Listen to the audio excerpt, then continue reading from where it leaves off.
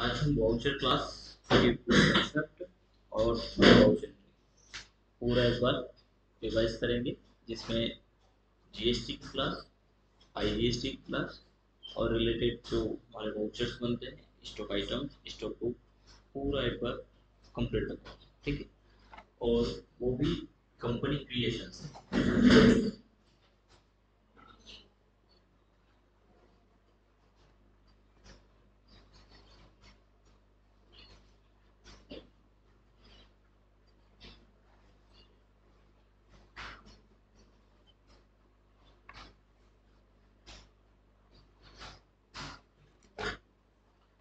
जो पुरानी कंपनी थी आपकी और उपयोग में नहीं आ रही है, उनको आप डिलीट कर दें। उसके लिए आप प्रेस करेंगे F3। उसमें सेलेक्ट कंपनी, या जैसे ये कंपनी खुली हुई है तो अंडर अभी फिलहाल के सेलेक्ट करेंगे और फिलहाल के लिए मिस्टर अजय कोल लिमिटेड ये कंपनी हमारी है, इसको सिलेक्ट किया। फिर से हम F3 प्रेस किया, अल्टर कंपनी में गए और यहाँ पर उस कंपनी को सिलेक्ट किया और अल्टर से क्रिएट करने के लिए F3 प्रेस करेंगे, क्रिएट में जाएंगे। यहाँ पर हम नई कंपनी बना देते हैं, जैसे मिस्टर अजय लिमिटेड, जो भी आपको बना।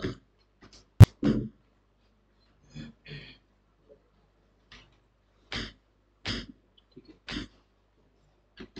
Address state Madhya Pradesh, website पर रिटर्न करते हुए फिलहाल यहाँ पर maintain accounting, enable bill wise entry, inventory, ये ऑप्शन ही यस रखना, बाकी के लिए ऑप्शन यस हो उनको नो कर दीजिएगा। ठीक है, और कंट्रोल ऐसे एक्सेप्ट कर सकते हैं। एक और जीएसटी वाले मामले में यहाँ पर आपको जाना है और एक जीएसटी नंबर भी इसमें डाल देना है जो आपको हमने दिया है, ताकि हमारे एरर्स नहीं आए। 21 AG, इसको जिनके पास नोट नहीं हो नोट भी कर लेना। HP B 2764 P क्या था वन हेड B, एरर है इसमें, ये एरर होगा।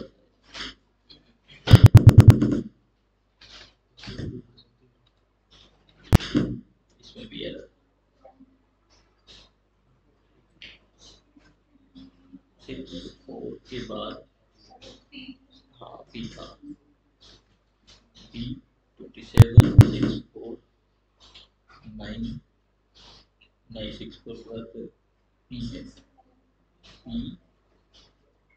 130।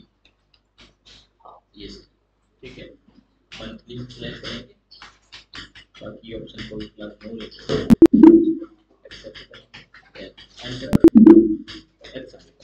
ठीक है सर, और जिनका कहीं डाउट था क्लियर हो गया कंपनी क्रिएशन को लेकर। अब हम सबसे पहले एक वाउचर कर रहे हैं। माना कि हमने 5 लाख रुपए से व्यापार शुरू किया। ठीक है, तो व्यापार में पैसा आया है, यानी प्राप्ति हुई है, और जब भी पैसा व्यापार में आएगा, कोई भी व्यक्ति देगा, संस्था देगा, यानी इनकम हुआ है, यानी रिसिप्ट में वाउचर एंट्री जाएगी। तो यहाँ पर वाउचर एंट्री करने के लिए हम क्या प्रेस करेंगे? बी। वाउचर्स के लिए शॉर्टकट है बी प्रेस करेंगे, और रिसिप्ट का शॉर्टकट है F6, तो आप प्रेस करिएगा F6। और 1 अप्रैल में एंट्री रिकॉर्ड कर रहे हैं, क्रेडिट होगा क्योंकि हमने कैपिटल लगाया है, पूंजी लगाया है ना, पूंजी लगा करके व्यापार शुरू किया है। तो पूंजी अकाउंट हमारा कैपिटल क्रेडिट होगा और केस अकाउंट हमारा डेबिट। अब यदि हम ये कहते हैं कि 5 लाख रुपए की नगद राशि से व्यापार शुरू किया, जिसमें हमने बैंक में 2 लाख डाले और 3 लाख केस में रख लिए, तो ये सभी आप कर सकते हैं। सबसे पहले अल्ट सी से, क्योंकि यहाँ पे लेजर नहीं है, तो अल्ट सी से लेजर बनाएंगे। लेजर का नाम है कैपिटल। अब यदि यहाँ पर 2 साथी मिलकर के इस कंपनी को चला रहे हैं, तो आप ऐसा कर सकते हैं, जैसे एक का नाम है अजय तो अजय ने कैपिटल दी, तो अजय कैपिटल अकाउंट जाएगा, एंटर करेंगे, एक्सेप्ट करेंगे। माना कि अजय ने अपने पूंजी लगाई 2 लाख रुपए, ठीक है। अब यहाँ पर देखेंगे आप सीआर के बाद सीआर आ रहा है, तो अब अगला व्यक्ति कौन है, तो उसको सीआर में कर दीजिए और यहाँ पर अगला लेजर बना दीजिए। अल्ट सी से मैं डाल देता हूँ फ्री कैपिटल, माना कि फ्री ने भी कैपिटल लगाया, ठीक है। ये भी कितना जाएगा, कैपिटल एंटर करेंगे। और माना कि स्विंग लगाया 3 लाख रुपए, तो ये 5 लाख हो गए। अब 5 लाख को आपको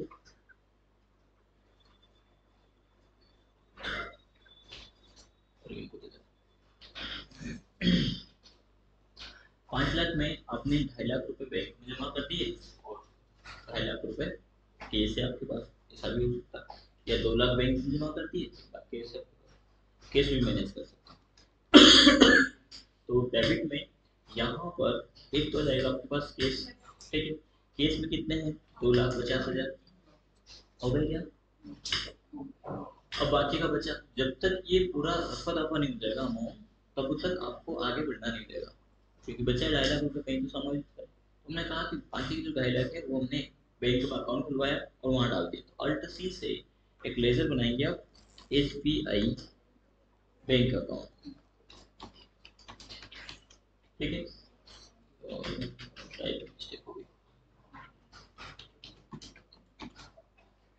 बैंक अकाउंट, और बैंक अकाउंट किसमें चाहिए रहेगा, बैंक अकाउंट जनरल बैंक, ठीक है। बैंक का पूरा detail, account number, IFSC code, Swift code, international fund transfer के लिए स्विफ्ट कोड का आवश्यकता लगती है आपको। इसके बाद ब्रांच वगैरह ये पूरा फीड कर दीजिए, ठीक है। तो ये आपका DD चेक कैसे जमा किया आपने, उसका रेफरेंस नंबर वगैरह, कलेक्शन और एक्सेप्ट। तो ये हमारा 5 लाख से हमने बिजनेस स्टार्ट कर लिया है। अब अमाउंट को देखने के लिए आप यहाँ पे प्रेस करिए DAC, ठीक है। DAC मतलब D यानी डिस्प्ले, डिस्प्ले का शॉर्टकट है, D प्रेस किया, A ने है अकाउंट बुक, A प्रेस किया, C ने कैश और बैंक, तो C प्रेस किया। तो यहाँ पर कैश में आपके पास है 2,50,000 और बैंक में है 2,50,000, टोटल आपके पास कितना है, 5 लाख, ठीक है। क्लियर है यहाँ तक मामला।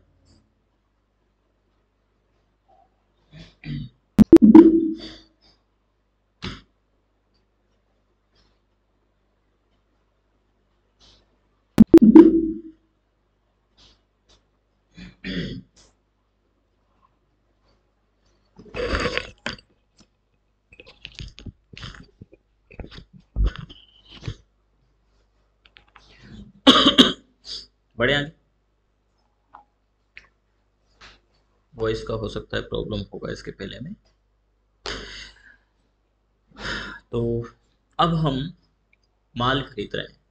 यदि ये बात कहा गया या कहा जाए 50,000 रुपये का माल खरीदा, सिर्फ ऑनली सिर्फ आइटम नहीं खरीदा, तो फिर हम सीधे एंट्री करेंगे परचेस में, वाउचर एंट्री में जाएंगे, गेटवे ऑफ टेलीपर वाउचर में जाएंगे हम, और यहाँ पर परचेस में गए, ठीक है।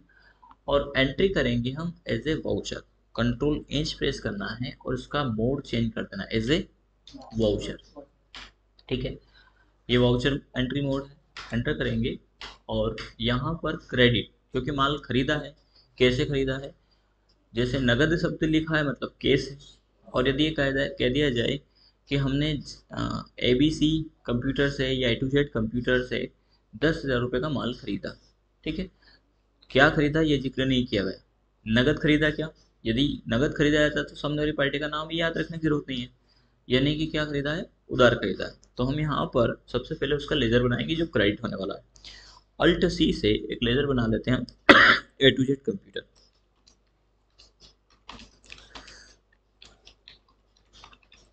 ठीक है। अब ये क्या है, तो ये हमसे लेता है, सामान देता है और पैसा लेता है, यानी सन्ड्री क्रेडिटर्स हैं।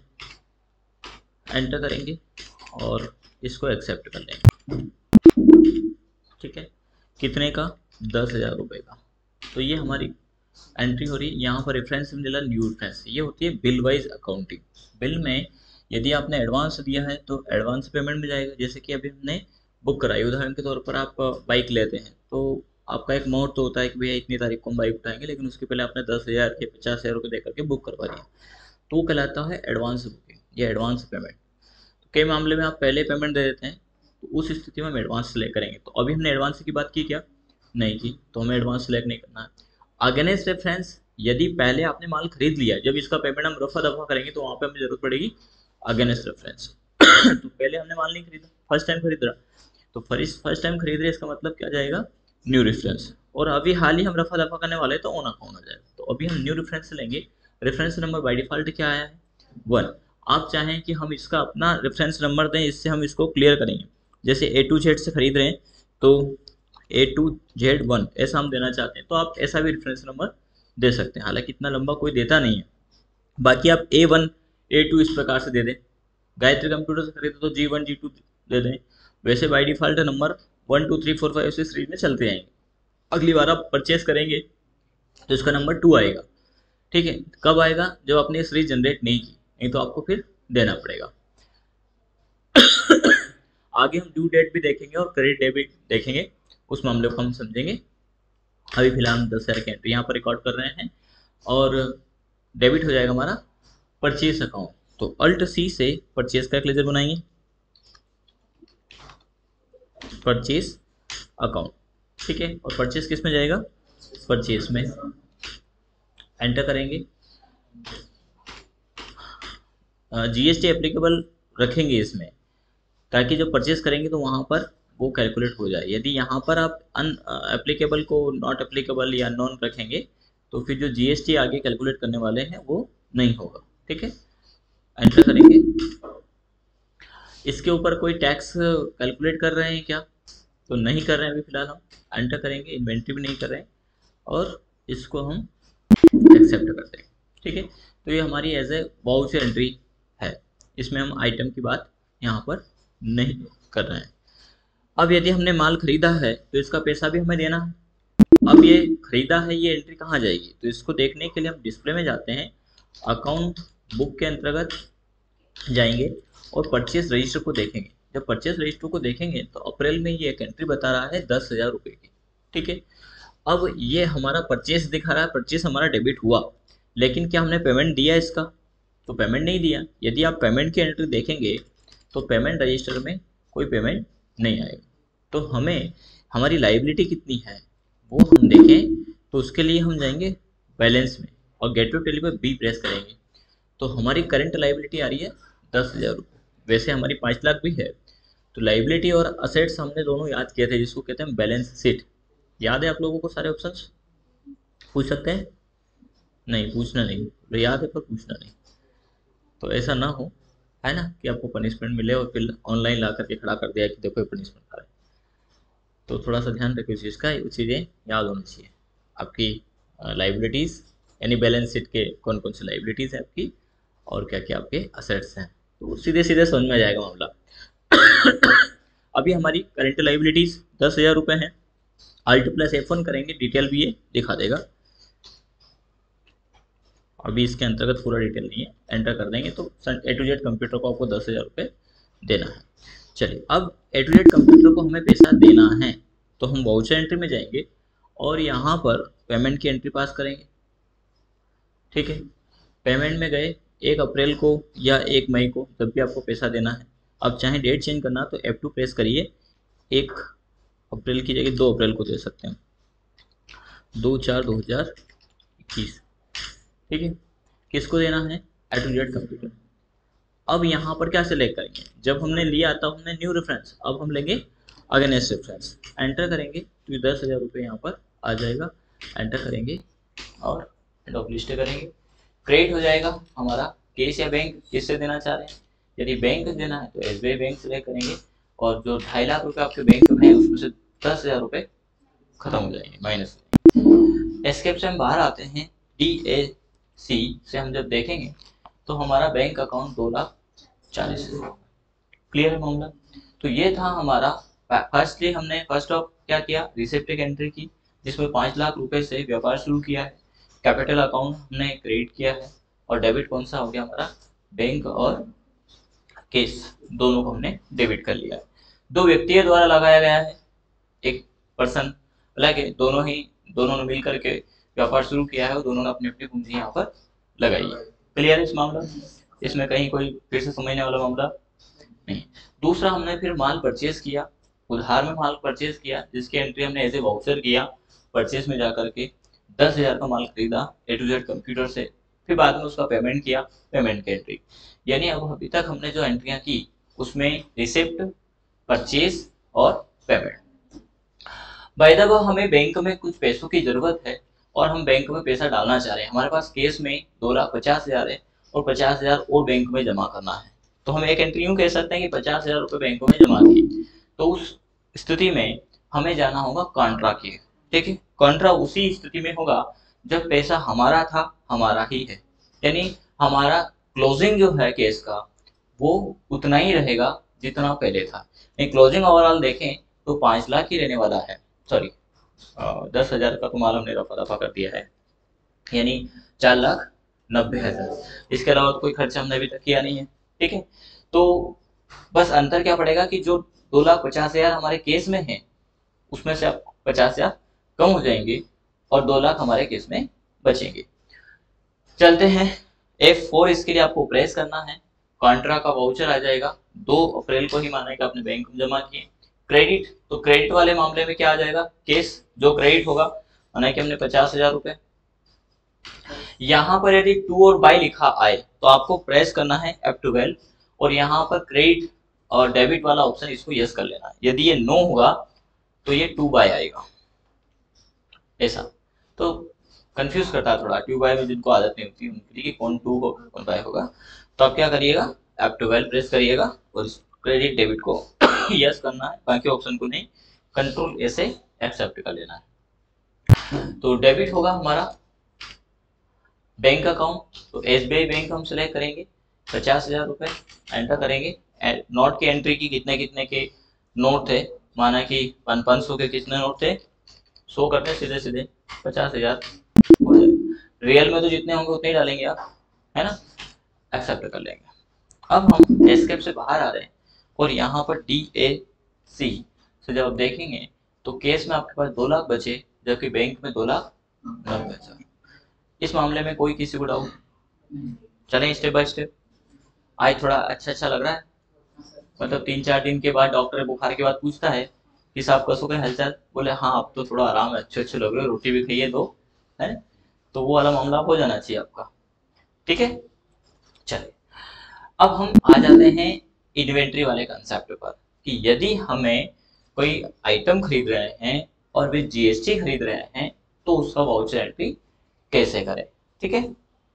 तो वाउचर्स में जाएंगे और परचेज की वाउचर एंट्री हम कर रहे हैं, और यदि आप कंट्रोल एच यदि एज ए वाउचर में हो तो कंट्रोल एच पेज करना और आइटम इनवॉइस लेना। अभी फिलहाल हम आइटम इनवॉइस में ही थे, लेकिन फिर भी इसमें कंफ्यूजन नहीं होना चाहिए क्योंकि इसमें पार्टी नेम, परचेज नेम इस प्रकार से लिखा होता है, आइटम नेम भी लिखा होता है।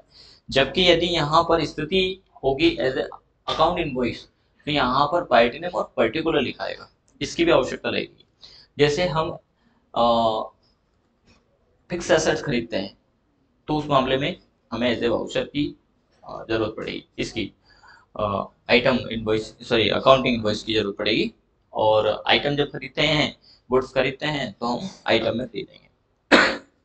चलिए तो हम फिर से प्रेस करते हैं कंट्रोल एच और आइटम इनवॉइस में चले जाते हैं।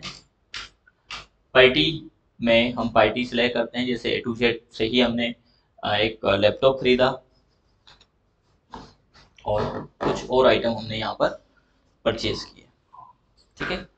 तो हम सेलेक्ट कर लें सीधे सीधे, कोई दिक्कत तो नहीं इसमें, नया लेकर के क्रिएट करके बताओ, जबरदस्ती मत करना, यदि डाउट है तो पूछ सकते कर सकते, ले लें सिलेक्ट कर लें A to Z को। चलिए फिर भी क्रिएट करने पर बता देता हूँ, मेरी इच्छा है कि बता देता हूँ, ये मैं ये समझ लेता हूँ, हमारे समझ में नहीं आओ।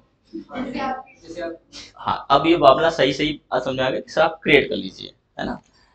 अल्ट C से हम यहाँ पर ले लेते हैं ABC कंप्यूटर,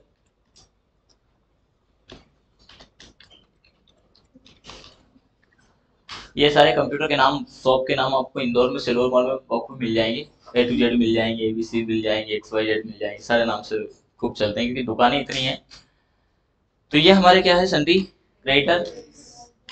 ठीक है, एंटर करके बिल वाइज को यस ही रखना है और एक्सेप्ट कर लेना। परचेज सेलेक्ट करेंगे, टैक्स क्लासिफिकेशन में हम सिलेक्ट करेंगे यहाँ पे परचेज टैक्सेबल। ठीक है, और यहाँ पर आइटम ले लेते हैं अल्ट सी से, जैसे हमने लॉजिटेक का कीबोर्ड खरीदा।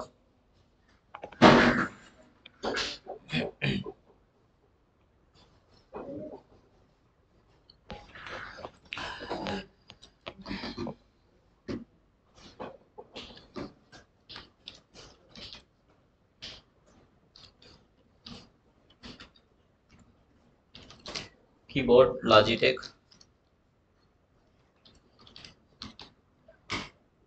उसमें भी अलग अलग सीरीज आते हैं, तो जिस भी सीरीज के आपके पास आइटम हो वो भी आप एंटर करते जाइएगा। मेरे पास है K275 वायरलेस है, एक वायर्ड डिब्बा आता है इसमें, तो आप चाहें तो इसमें डाल दें K275, ऐसा यहाँ भी डाल सकते हैं या इसका आइटम डिस्क्रिप्शन भी आएगा एक, वहाँ पे डाल सकते हैं। हम डिस्क्रिप्शन में डाल बता देंगे आपको। अंडर ग्रुप क्या है, तो अंडर ग्रुप हमारा कीबोर्ड, तो अल्ट सी से कीबोर्ड हम बनाएंगे। ठीक है, अब यदि जो आइटम है, जैसे जितने भी कीबोर्ड है हमारे, उसमें माना कि 5% ही जीएसटी लगता है कीबोर्ड पर, तो हर कीबोर्ड पर आप जीएसटी डिक्लेरेशन ना करते हुए उसके ग्रुप पर भी कर सकते हैं। अभी तक हमने आइटम पर किया, ये हम ग्रुप क्रिएट कर रहे हैं, तो इस ग्रुप पर यहाँ जीएसटी से अल्टर जीएसटी में जाएंगे, यस करेंगे, और यहाँ पर एचएस नंबर है तो वो भी डाल दीजिएगा। टैक्सेबल हम सिलेक्ट करेंगे, माना कि 5% पर लगता है, तो हमने 5% डाल दिया और एक्सेप्ट करेंगे, एंटर करेंगे। यूनिट कैटेगरी किस प्रकार का है, तो लॉजिटेक या फिर कैटेगरी तो अभी हम नहीं डाल रहे इसमें। यूनिट अल्ट सी से हम बना लेते हैं पीसीएस, यानी पीसेस, एक्सेप्ट करेंगे। अब यहाँ पर एप्लीकेबल है, लेकिन यहाँ पे सेट अल्टर में नहीं जाएंगे, अब नहीं जाएंगे क्योंकि हमने उसके ग्रुप पर लगा दिया। एंटर करेंगे और एक्सेप्ट कर देंगे। क्वांटिटी माना है कि हमने लॉजिटेक के 5 कीबोर्ड खरीदे और रेट है 450 रुपए का। इसके बाद माउस खरीदे हमने, या कीबोर्ड इंडेक्स का भी खरीदा, अल्ट सी इंडेक्स, उसकी यदि कोई सीरीज है तो वो आप डाल दीजिएगा। कीबोर्ड लेंगे, कैटेगरी नहीं है, इसमें है, एंटर करेंगे। अब इसमें क्या बेनिफिट मिला कि हमने सिर्फ ग्रुप एक सेलेक्ट किया उस आइटम, जबकि आइटम के ऊपर जीएसटी लगाने पर उसका भी टैक्स डिक्लेयर करना पड़ेगा और उस आइटम का भी सेलेक्ट करना पड़ेगा, जबकि एक जैसे ग्रुप है तो आप ग्रुप पे लगा दीजिए, बाय डिफॉल्ट उसके अंडर ग्रुप पे लग जाएगा।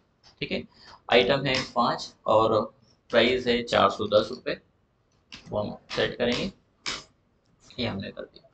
इसके बाद मदरबोर्ड ले लेते हैं हम, अल्ट सी, असूस का मदरबोर्ड लिया,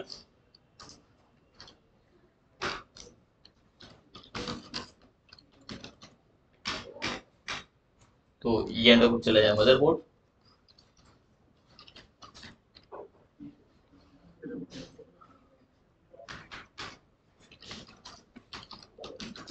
और इस मदरबोर्ड के ग्रुप पर हम set alter GST taxable select करेंगे और 12% इस पर हम टैक्स लगा देंगे। ठीक है, यूनिट पीस में हम लेंगे, एंटर करेंगे।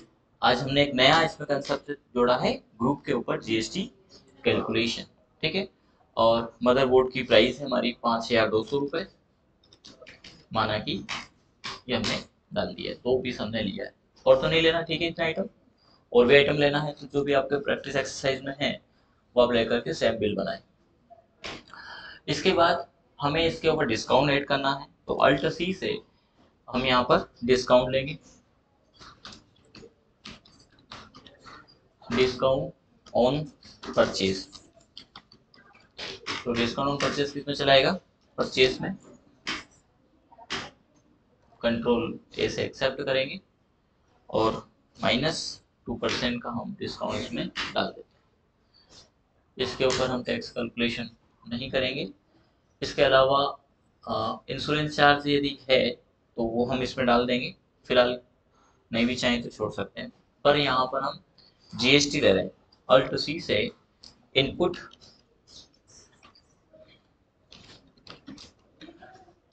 CGST हम लगा देते हैं। किसमें चला जाएगा? ड्यूटीज एंड टैक्स के अंतर्गत, जीएसटी के अंतर्गत और सेंट्रल टैक्स एंटर करेंगे। ये निकल के आ गया है। इसी प्रकार अल्ट सी से input SGST, duties and tax, GST और स्टेट टैक्स एंटर करेंगे, ये निकल के आ गया। ठीक है, तो ये हमारा टोटल बिल बना है 15,869 रुपए का। राउंड ऑफ की जरूरत नहीं पड़ी क्योंकि 50-50 पैसे करके उसने 1 रुपए का बराबर कर दिए। लेकिन यदि राउंड ऑफ यदि हमें बनाना हो तो अल्ट सी से हम बना लेते हैं राउंड ऑफ। क्या करेंगे आप? प्लस ऑब्लिक माइनस, और ये चला जाएगा हमारा इनडायरेक्ट एक्सपेंसेस। ठीक है, इसमें आप लेंगे इनवॉइस राउंडिंग। ठीक है, नॉर्मल 1 एंटर। ठीक है, अभी कोई है नहीं, एंटर कर देंगे। तो ये आप बिल का एक फोटो पिक ले लें तो ये पूरा आ जाएगा। ठीक है, और किस पे आया है? ये ग्रुप के ऊपर लगाया आज हमने, आइटम के ऊपर ना लगाते थे। ग्रुप पर जीएसटी कैलकुलेशन क्या है और कौन सा जीएसटी कैलकुलेशन क्या है? CGST और SGST। ठीक है,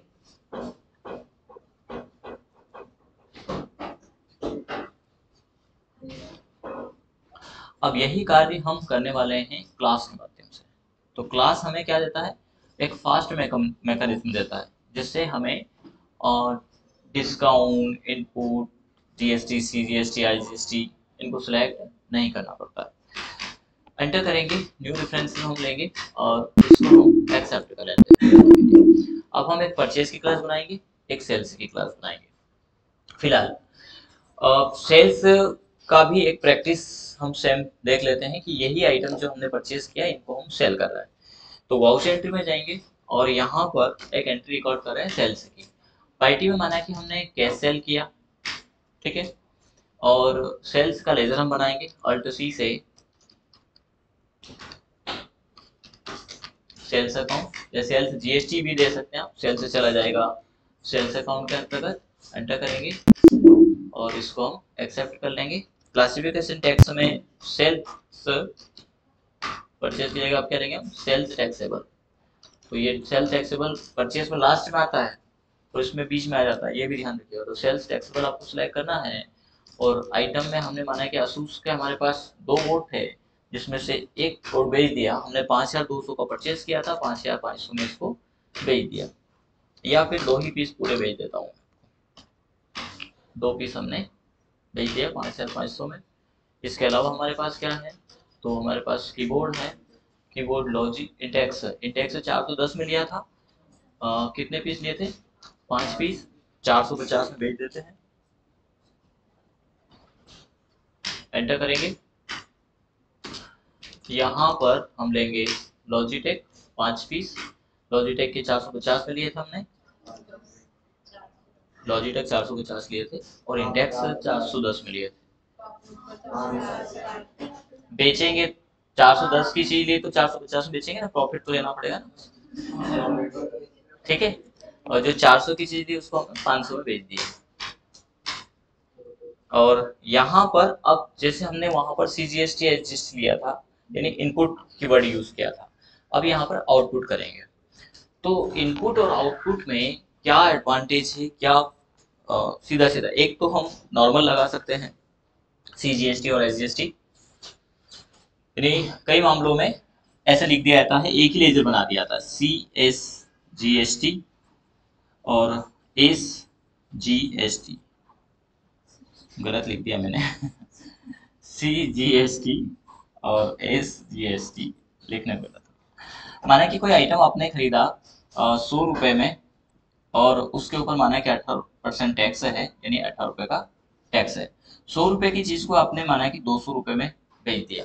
ठीक है, तो 100 रुपए का आप 18% दे के आए थे, मतलब 18 रुपए आप टैक्स जब आपने परचेस किया तब आप दे करके आए थे। अब उस आइटम को आपने कितने बेचा, 100 रुपए का मुनाफा लेकर के बेच दिया। अब जब आप 200 रुपए में उस चीज को बेचेंगे तो जो कस्टमर है उसे टैक्स कितना लेगी, 200 रुपए का, यानी कि यहाँ पर 36 रुपए उसका टैक्स बन जाएगा। क्लियर है मामला। अब आपको गवर्नमेंट को टैक्स कितना देना है,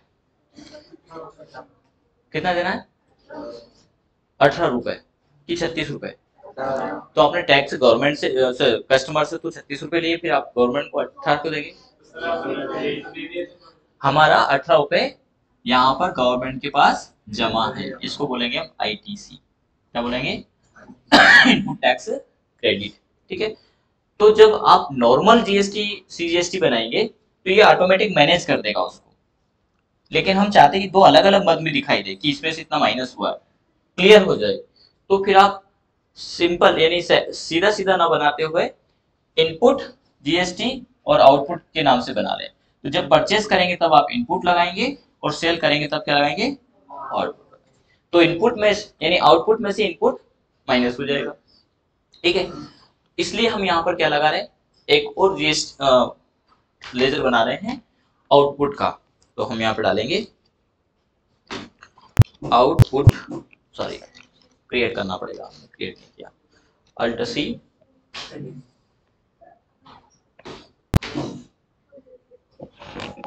कैलकुलेट आ गया, अल्ट सी हमने कर दिया।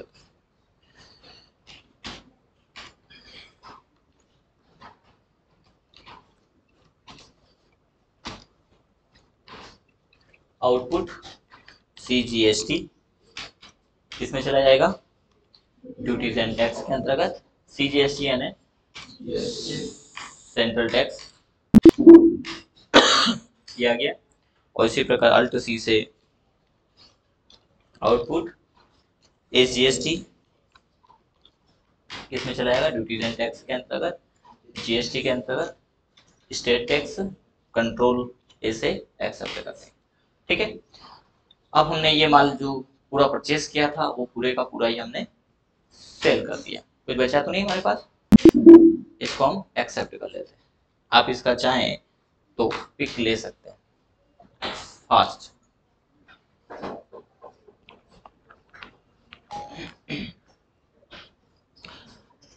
हो गया, चलिए कंट्रोल ए से एक्सेप्ट करेंगे। अब यदि आपको स्टॉक देखना हो तो डिस्प्ले के अंतर्गत जाइएगा, यहाँ पर इन्वेंट्री के अंतर्गत जाइएगा और स्टॉक आइटम में जो भी आपके आइटम है, या गोडाउन तो भी शायद हमने सिलेक्ट नहीं किया था, तो प्राइमरी या मेन लोकेशन नहीं हमने सिलेक्ट ही नहीं किया था, क्योंकि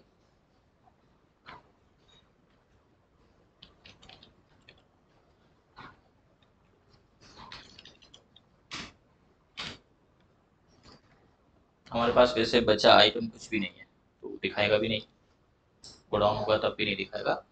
तो हम जाकर के इन्वेंट्री में आइटम वाइज देखें तो यहाँ पर ये दिखा देगा इनवर्ड आउटवर्ड, यानी हमने 2 पीस खरीदे थे और 2 ही बेच दिए। इनवर्ड में 10,400 का बिल बना था, 11 में बेच दिया है। ठीक है। तो यहाँ पर यदि हम प्रॉफिट एंड लॉस की बात करें, गेटवे ऑफ टैली पर आकर के प्रॉफिट एंड लॉस देखने के लिए पी प्रेस करें आप, पी एंड एल, तो आपको ग्रॉस लॉस दिखा रहा है 8,656 का, क्योंकि 10,000 हमने माल खरीदा बेचा में कुछ किया था क्या,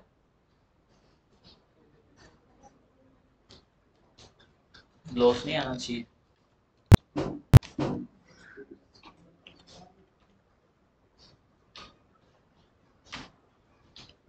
हमने परचेज किया था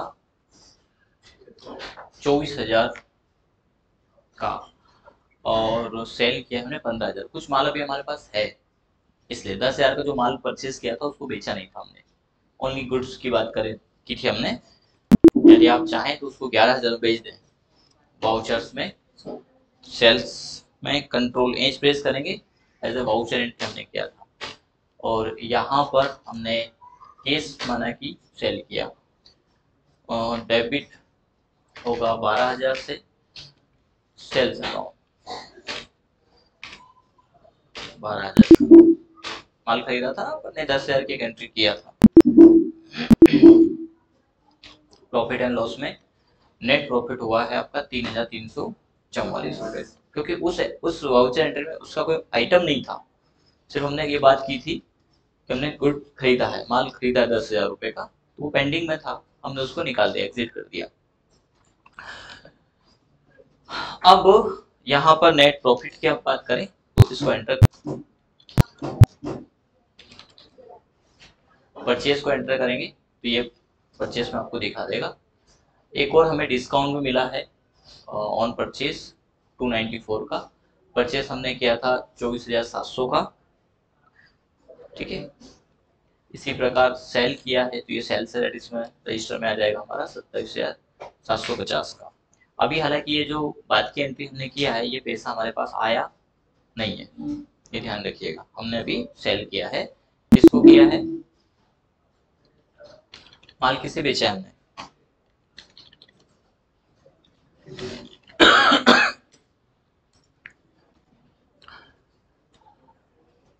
17,000 का जो माल बेचा हमने वो केस बेचा हमने, तो सॉरी आ गया पैसा, तो केस देखने आप DAC, ये आपके पास केस में है तो 29,307 रुपए, 2 लाख थे पहले हमारे पास, तो 29,000 इसमें आगे 27,000 का, एक तो 17,000 का और एक 10,000 का जो माल खरीदा उसको 12,000 बेच दिया, तो 12,000 वहां पे हो गया, यानी टोटल हो गया हमारे पास 29,307, कुछ ऊपर का मामला था वो। लेकिन अब हमें लाइबिलिटी हम देखें तो हमें कितना देना है उसकी हम बात करें तो करंट लाइबिलिटी ये बता रहा है 15,963, क्यों बता रहा है ये हम देख लेते हैं। तो ड्यूटीज एंड टैक्स की यदि हम बात करें तो यहाँ पर एक तो सन्ड्री क्रेडिटर को देना है, ये तो मामला अलग ही हो गया, 15,000 को कोई माल वाल खरीदा था हमने, पर ड्यूटीज एंड टैक्स में क्रेडिट हमारा यहाँ पर कितना हुआ, इसको और एंटर कर देते हैं, ड्यूटी से टैक्स को और एंटर कर देते हैं। तो देखिए इनपुट टैक्स आपका कितना बना था, इनपुट टैक्स जो दिया था आपने 731 रुपए और 50 पैसे थे। अब आउटपुट में कितना हुआ, तो आउटपुट में आपका हुआ 787 रुपए 778.75, दोनों का जो डिफरेंट निकालेंगे आप, वो आपको क्या करना है, वो देना है शेष है, ठीक है। अब ये इतना दिखा रहा है लेकिन दिया क्यों नहीं है, तो इसका रीजन जो हमारा सन्ड्री क्रेडिटर खड़ा है उसको हम देखते हैं।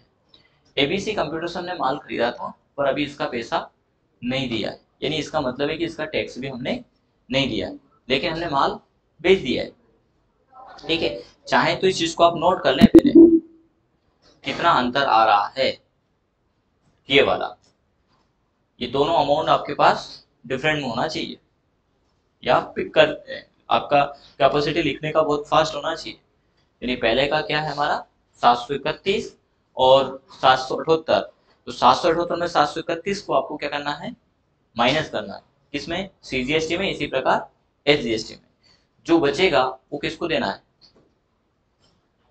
गवर्नमेंट को, किसके लिए, टैक्स के रूप में, ठीक है। चलिए, तो उम्मीद करें कि आपने ये अंतर देख लिया होगा, डेबिट और क्रेडिट में भी यहाँ पर भी अंतर सीधे सीधे समझ में आ रहा है।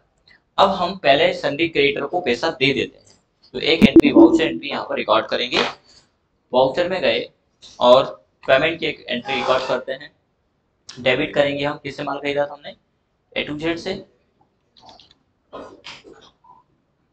नहीं,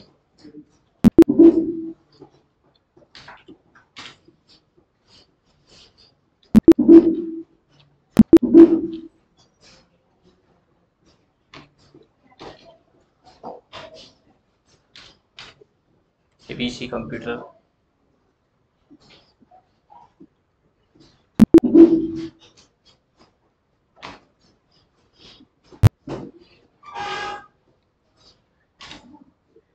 ABC कंप्यूटर को कितना देना है, 15,869 रुपए, ठीक है।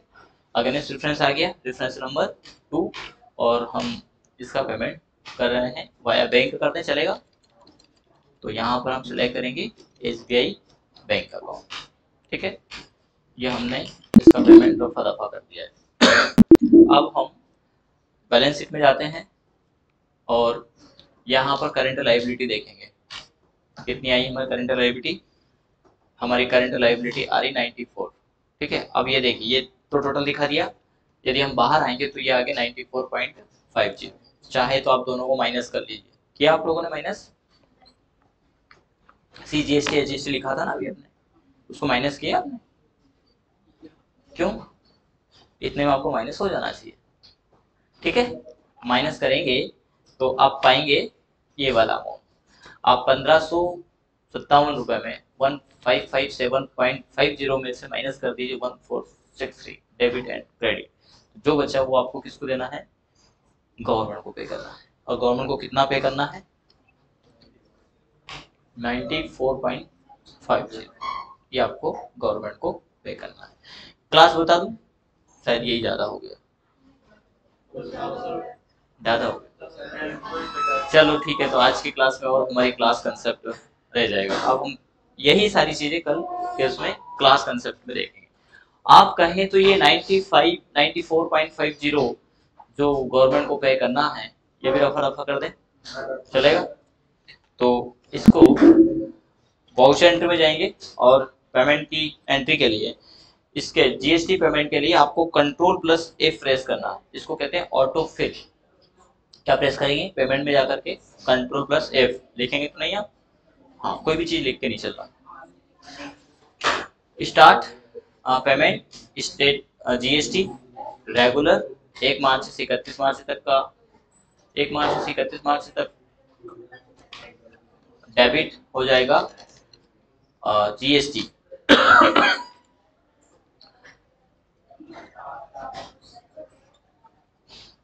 दोनों के मामले में लेकिन GST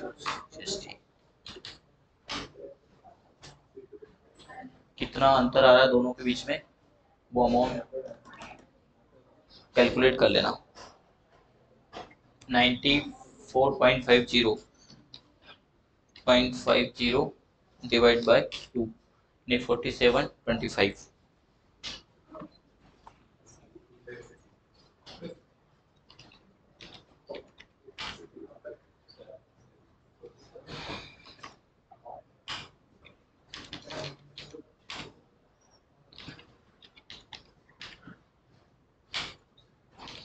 कैसे दे रहे हैं हम? बैंक से। ठीक,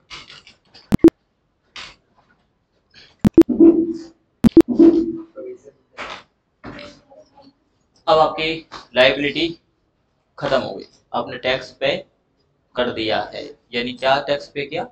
GST, CGST और HGST। अभी IGST वाला मामला बचा है। ठीक, तो इतना आप करें।